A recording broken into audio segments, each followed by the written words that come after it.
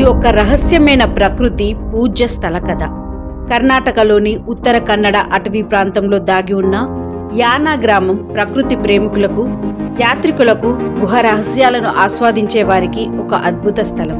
Basalt శిలలతో నిలువుగా పైకెగిసిన భైరవేశ్వర శిఖర, మోహిని శిఖర గుహలు యానానిని ప్రపంచంలో ప్రత్యేకంగా నిలబెడతాయి. ఈ శిలల లోపలే యానా గుహ ఆలయం ఒక అపారమైన రహస్యపు నిలయంగా స్థానం దక్కించుకుంది.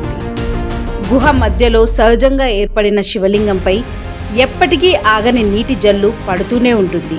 ఆశ్చర్యకరమైన విషయం ఏంటంటే వేసవిలో కూడా ఈ గుహలో తడి తగ్గదు. వర్షాలు లేని కాలంలోనూ నీటి చుక్కలు నిలకడగా పడుతూనే ఉంటాయి. పైకప్పు నుంచి వచ్చే ఆ నీటి ధార ఎప్పుడూ ఆగదు. గుహలో ఈ నీరు ఎక్కడి నుంచి వస్తోంది?